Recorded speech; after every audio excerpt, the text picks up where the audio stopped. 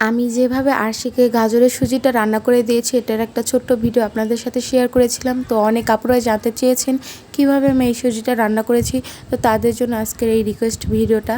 তো এটা হচ্ছে হোমমেড সুজি, আমি বাড়িতে বানিয়ে নিয়েছি। সবার ফার্স্টে আমি সুজিগুলো হালকা একটু ভেজে তারপর এটা রান্না করে নেব যেভাবে সুজি রান্না করে। আর এখানে আমি কোনো ধরনের মিষ্টি বা লবণ ইউজ করি নাই। 1 বছরের আগে বাচ্চাদের খাবারে লবণ দেওয়া ঠিক না।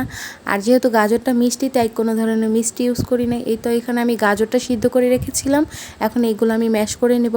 আর সেই সাথে একটা ইম্পর্টেন্ট কথা বলি, সুজি বাচ্চাদের রেগুলার খাওয়ানো ঠিক না। সুজি রেগুলার খাওয়ালে বাচ্চাদের শরীরে পানি নেমে আসে। আর আরশিকে আমি রেগুলার সুজি দিই না, সপ্তাহে 1 দিন বা 2 দিন দিই, তাও আবার সকালে। এই তো আমার এখানে গাজর ম্যাশ করা শেষ। এখন এটা আমি সুজির সাথে ভালোভাবে মিক্স করে নেব। আপনারা চেষ্টা করবেন সবসময় সুজির সাথে যে কোনো একটা পুষ্টিকর জিনিস দিতে। আজকে আমি গাজর দিয়েছি। শুধু শুধু সুজি খাওয়ালে ওটাতে কোনো পুষ্টি থাকে না, যে কোনো একটা পুষ্টিকর খাবার দিয়ে সুজিটা খাওয়ালে বাচ্চাদের শরীরের জন্য ভালো।